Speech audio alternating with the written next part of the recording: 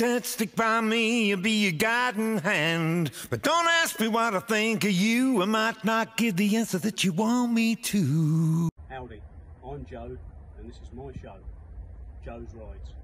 In these videos, myself and my glamorous assistant Caden will show you what we get up to in my workshop in town, repairing mostly Land Rovers, along with a few classic cars, hot rods, American cars, all sorts. We'll also do some videos from my workshops at home, where you'll see some of my projects, more cars, bikes, hot rods, odds and sods, you name it. So if you like petrol, oil, dirt and beer, then tune in. If you're a bit woke, left wing, if you believe in climate change, or you're vegan, then fuck off! We've just had this van brought in, called Scooby-Doo van, 1971 Ford Econoline. A friend of mine, a girl, has just bought this to go off and do some camping and come to car shows and so forth. It's got some issues, not big ones, but I hope not. She wants it fully serviced, which we will do. I think there's a problem with the kick down on the gearbox. We'll have a look at that. The gearbox itself wants a service, the engine wants a service. She tells me that it pops and bangs a bit when it's cold. It's possibly running a little bit lean. We'll put some spark plugs in there. Valve gear seems to be noisy. Not sure what's involved there. I think this is a Ford 302. Haven't looked under the engine cover yet, but I'm fairly sure that's what it is. We're going to fit some electronic ignition, new spark plugs, change the oil, give it all a good service, and go from there. So let's have a look in here.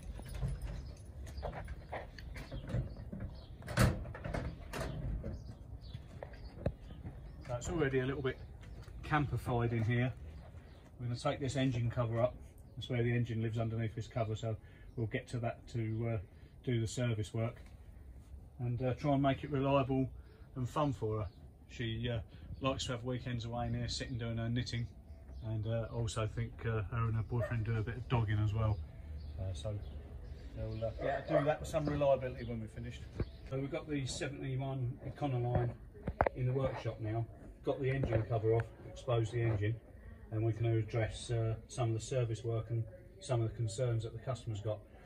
He did say to me that he thought the engine was running lean because it pops and bangs a lot, pops back through the air filter, doesn't want to rev up cleanly when it's cold. Caden took a plug out yesterday. We was going to change the spark plugs, but we found that the ones that we got were wrong, so we put them back in. But having taken one of the plugs out, the colour on the plug was bang on, a nice sort of biscuit colour. So I'm fairly confident that the mixture of the carb is pretty spot on actually. But what is apparent is I've just driven it in here onto the ramp, and it's been converted to a manual choke. You can see a choke lever over there by the steering column, and this, I'm guessing, would have been a bimetallic unit. Operated possibly by the coolant. I haven't had a good look yet, but it's been converted to manual. But when I actually operate the choke, it doesn't operate the choke flaps, so that is why I think it's popping and banging and not running very well when it's cold. So that's something we'll have to have a look at. We're going to take this distributor out, which is the original points type distributor, and change that out for an electronic ignition type. We're going to take these rocker covers off. We've got a little bit of tappet noise going on. Whether we can do anything with that or not, I don't know.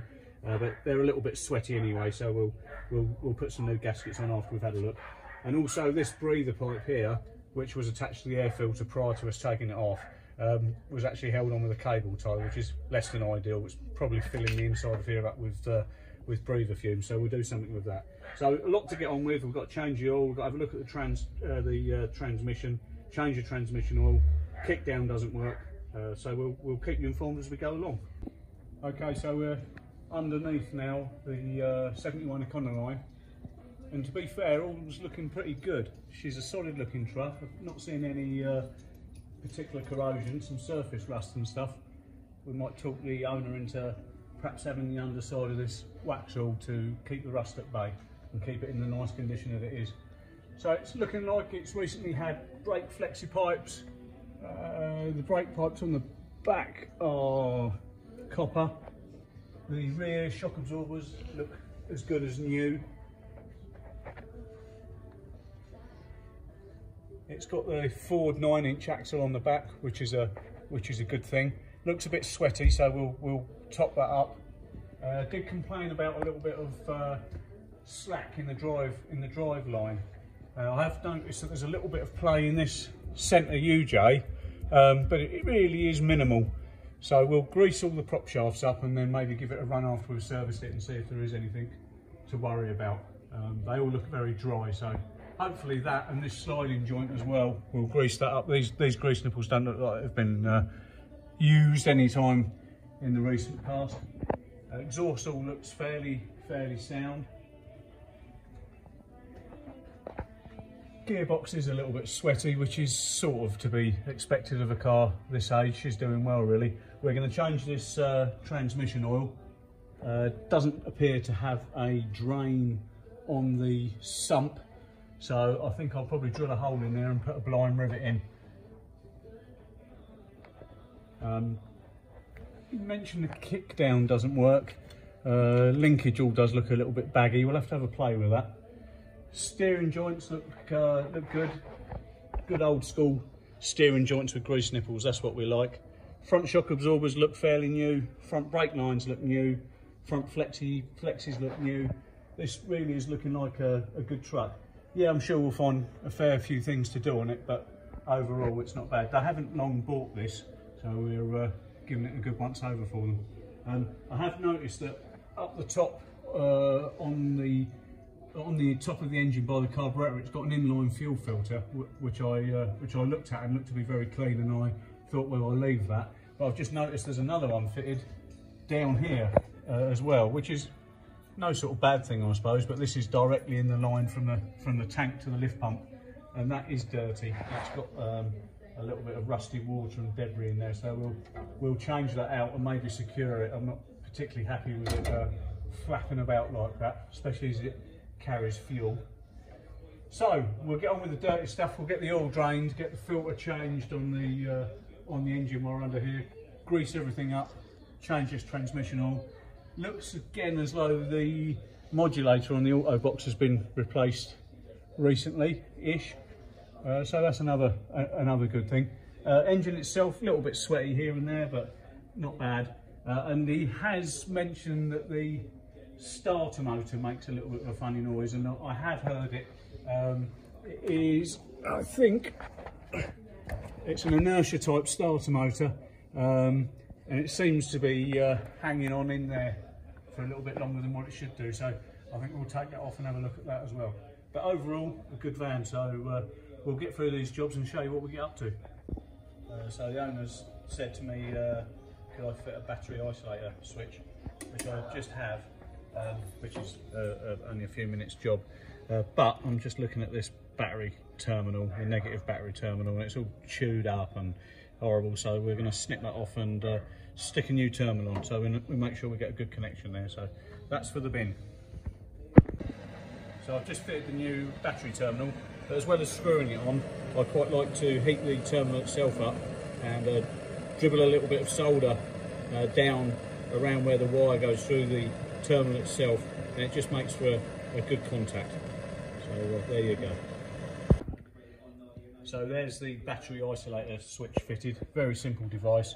You just turn this knob a couple of turns to disconnect the battery from the earth terminal, so it's in line as such. Very good thing to have on a vehicle like this. This is a camper van, so I guess over the winter it'll be laid up, and if you want to disconnect the battery for the winter, all you've got to do is just give that a couple of turns. You haven't got to mess around with spanners. Also useful if you're doing some electrical work and you want to turn the battery off, and also, dare say it, in the event of emergency, if you need to disconnect the battery, if there's a problem, you haven't got to go searching for spanners. You can literally just turn that wheel a couple of turns, and that's now safe. So cracking on with the Scooby van, we've been underneath, we've greased the prop shaft, greased all the steering joints and the idler, we've replaced the fuel filter, topped up the rear axle oil, lubricated the handbrake cables, and we're blowing up the tyres and thought we'd just have a check of the wheels, see if there was any undue play anywhere. And we've got quite a lot of play in these front wheel bearings. I don't think they're going to warrant being replaced, but I think we should take them out, maybe re-grease them and adjust them again. So we'll do that. We're going to flick this cap off here and hopefully find, my guess is a split pin and a castellated nut, and then we can get the hubs off and have a look at these bearings. So we'll come back to that. So as I suspected, underneath the dust cap is a split pin, and this is a locking cap which will go over the nut. So we'll grab that split pin out.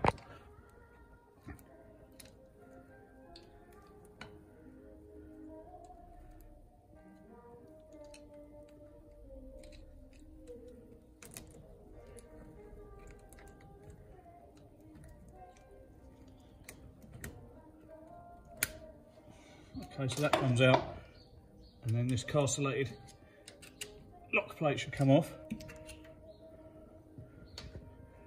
and then underneath there is our hub nut.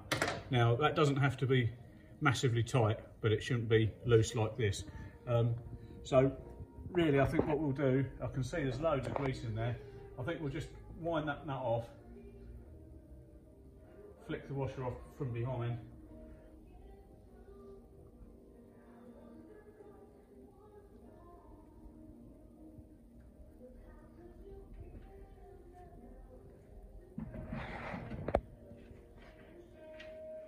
like so.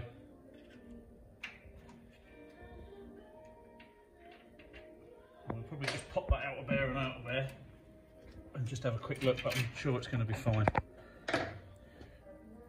So we're looking for any signs of overheating, which there isn't. It looks like it's in really good condition, and there's plenty of lubricant in there. But we'll I can see in there there's loads of grease on the inner bearing. So we'll pack this outer bearing up with some grease and slap this all back together. And I'll show you another little thing I do just before we put the dust cap on. So we've taken that bearing out and re-greased it.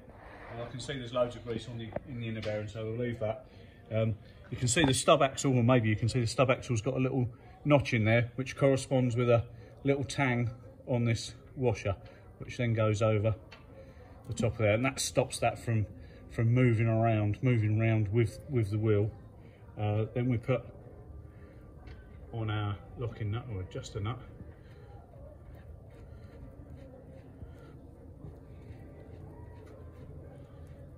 Which I'm endeavouring to do up with greasy fingers.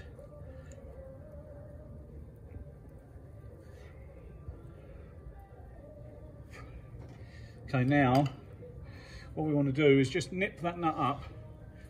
There's just a little bit of resistance on it. You can still move the wheel, and then we'll just back it off just a tad. So there's two taper roller bearings there, and as I'm doing up this nut, it's pushing the two tapers in and making them tighter. We don't want them too tight because that can cause the bearings to burn out. So I'll just show you again. So it's just nip it up so there's some resistance, it stops kind of moving, and then we just back it off a tiny bit, and that bearing's adjusted nicely now. Then we've got a hole here in the stub axle, which we've got to line up with our lock washer, and then we'll be dropping our split pin back through. Okay, so that's the bearing has been re-greased, put back in along with the lock washer, the nut and the split pin. So that's pretty much done there now. Just before I put the dust cap on, I'll always put a little bit of oil in the dust cap with an oil can, and it just keeps those wheel bearings nicely lubricated. Okay, so the girl who owns this van has asked me to have a look and a listen at the tapping sound from the underneath the rocker covers. I don't think there's a camera or lifter problem. It's not that sort of a noise. I think we might just be doing something with adjusting the valve lash. So we're going to take these rocker covers off for three good reasons really. One is to have a look at the valve gear and see if we can see what's going on with this tapping noise.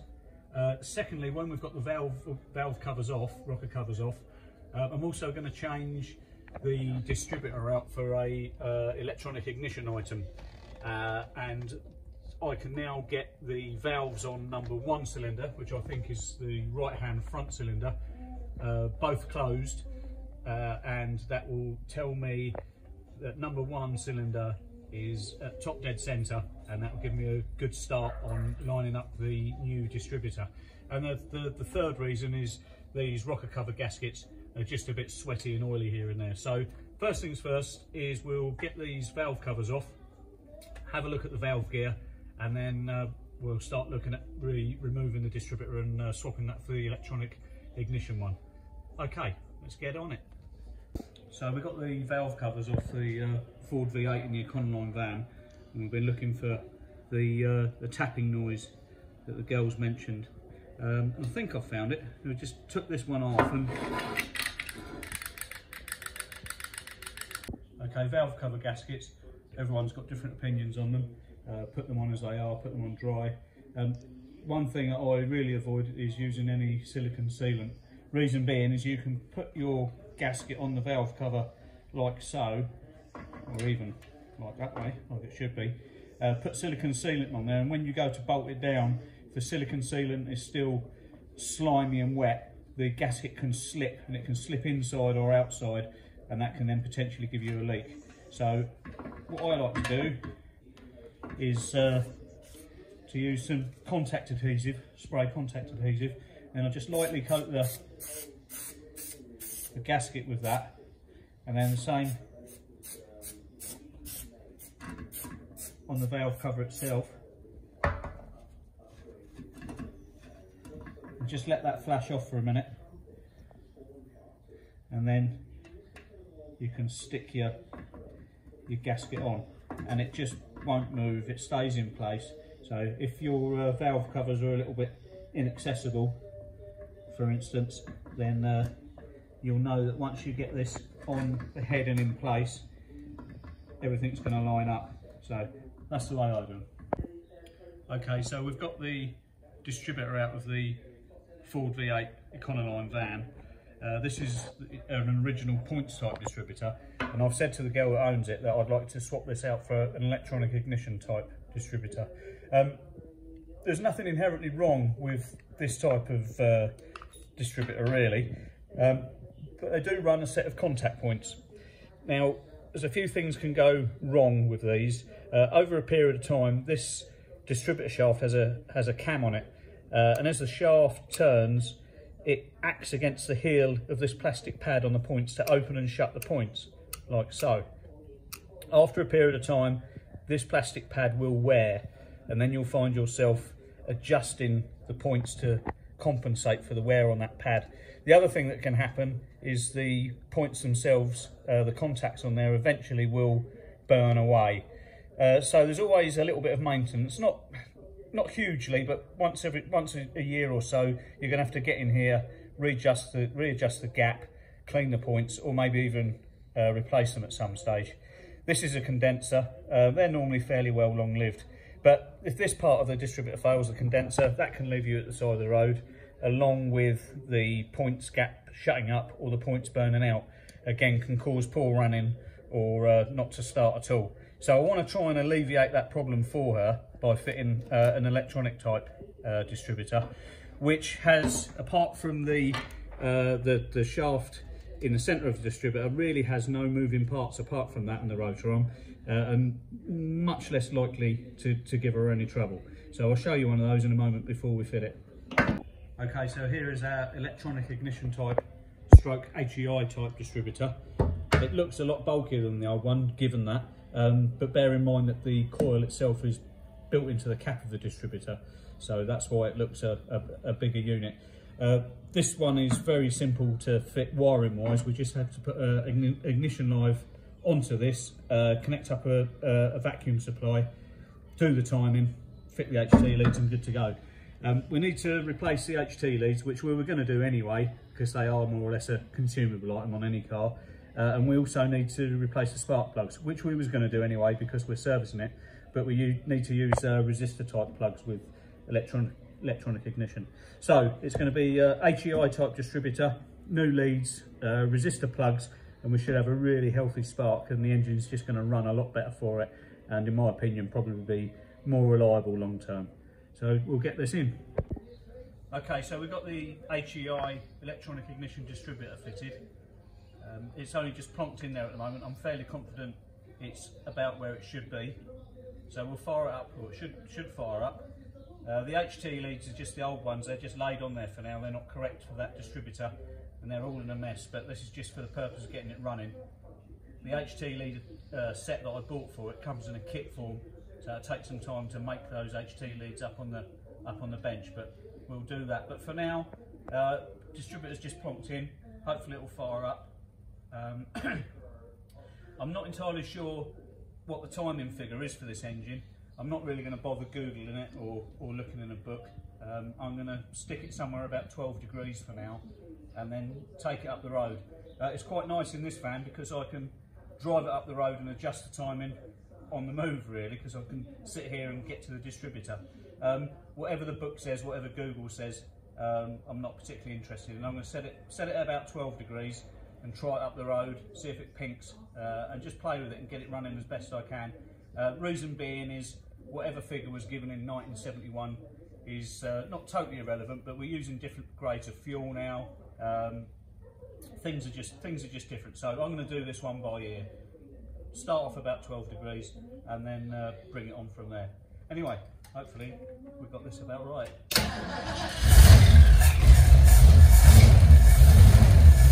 Squeeze enough. So next video we'll tidy all this all up, tune it up. We've got to sort this choke out, but for now it's good. Okay, so starter motor's all back together, repaired. We'll be bolting that back on shortly. We elected to reuse the original starter motor.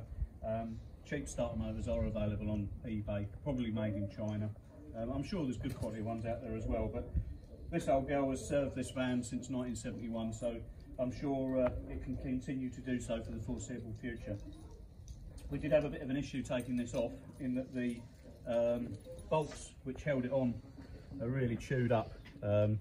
Single hex socket didn't really help us. We had to use one of these spiral sockets to grip them and get them out, but there you go. So we've put some new bolts, which I think are 3/8 UNC.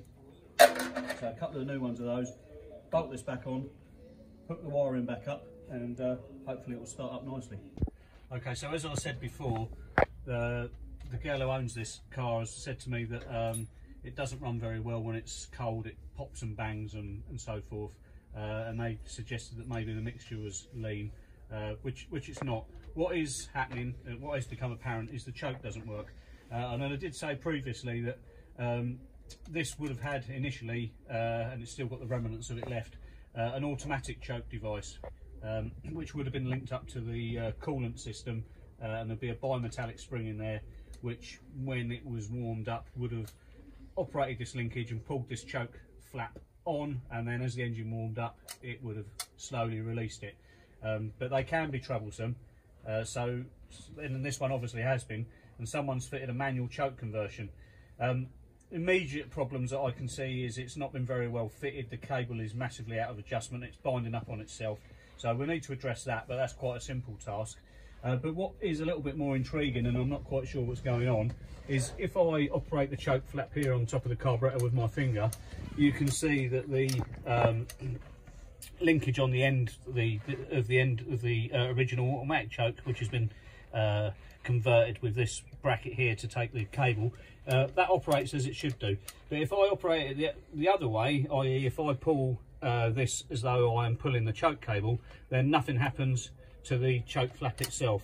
So I can only presume that there's something amiss within this automatic enrichment device. So we'll take that apart and see what's going on. It works one way but not the other, but unfortunately it's not working the way that it should. So we'll have a play with that and let you know how we get on. So yeah, as I said, we're investigating the problem with the choke on the Econoline van, and I think we've found the problem. So if you look here, inside what would have been the automatic enrichment device, automatic choke, is this lever, and this lever is indirectly connected to the choke flap, and this lever would have originally been operated left and right by a bimetallic spring, which would be heated or cooled by the coolant water. Now just here is the cover for the automatic choke, and someone has attached this lever for the choke cable to that, and that is how it's done. They haven't done a very good job. On the back of there is this fork, and this fork would correspond and slide over this lever to operate the choke flap. And what I think's happened is when I took this off, this fork was bent, and I don't think it was engaging fully with this lever on the carburettor. And I think what was happening is the lever on the carburettor had come out and just gone to one side of this fork. So then by pulling the choke, you'd move the choke flaps one way, but it wouldn't the other. So I've straightened this up, and we're going to try and relocate that onto there, onto the lever that operates the choke flap, set the choke cable up properly, and I think then the choke will operate correctly, and then the car will obviously run and idle a lot nicer when it's cold. So she should be able to drive it away first thing in the morning without the carburettor spitting and popping and banging. So that's what we'll do next. Okay, so we've put the choke linkage back together, me and Freddie, and as you can see now, when I pull the choke itself, it is actually operating the choke flaps. So this should now idle nicely when it's cold. So that now means that we can fire this engine up, get it warm, get it idling, and then we'll have a look at setting the timing. As I said earlier, I'm going to set it somewhere around 12 degrees for now and take it for a run and see how it seems. Freddie's going to do the driving, I'll do the timing, and we'll come back and let you know how we go on. So welcome to my world of mechanics. Nothing here is simple. So I was just going to move this distributor so I can just put some base timing on for now, like I said, and give it a run and see where we're at. And because this HEI distributor is physically bigger than the distributor that I took out, I've now found that when I try to turn the distributor to adjust the timing, that the lugs holding the distributor cap on now foul the union for the brake servo on the inlet manifold. So probably going to have to take this back out, get the union for the brake servo out, maybe grind a bit of that off, alleviate it somehow. So yeah, back to square one with that one. The other thing which I forgot to mention was the owner of the van said also they noticed that the van didn't kick down. So as most of you probably know, if you've got an automatic transmission, if you floor the throttle, if you want to do an overtaking manoeuvre for instance, if you floor the throttle is connected to the gearbox, and what it will do is it will drop the down. And I hadn't really had time to look at that as yet because we're going to have to deal with this distributor, but I have noticed that this is the kickdown linkage and it's just not connected, which is a bit bizarre. I'm kind of hoping that maybe someone's done some work on this before and just omitted to connect it back up. That's the best case scenario, and then obviously I can just connect it back up, adjust it, and hopefully it'll work. Hopefully there's nothing more sinister as to why this has been left disconnected. So I'll get that connected back up, and when we've given it done the timing and given it a road test, we can see if the gearbox is actually functioning correctly as far as the kickdown goes. So yeah, never rains, it pours. No, yes, no, I don't care. Oh, bloody going. Yeah, no, sodding with it. Anyway, the other problem that's come to light with fitting the HEI distributor onto the Econoline van, as well as the fitting that we had to modify to allow the distributor to turn, enabling us to get the timing right. It's also come to light that now we want to put the air filter back on. The air filter doesn't fit because the distributor is too high.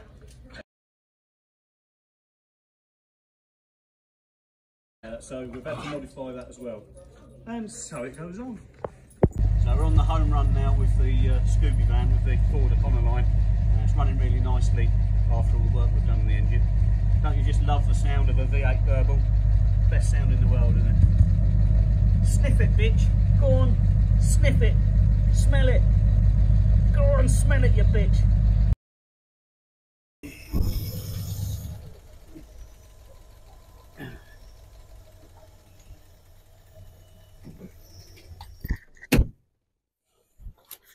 Well, that concludes the work on the 71 Econoline van. Just been out for a road test. Runs really good. Kickdown's working. Pulls really well. Brakes are fine. I'm really happy with it, and I'm sure the owners will be as well.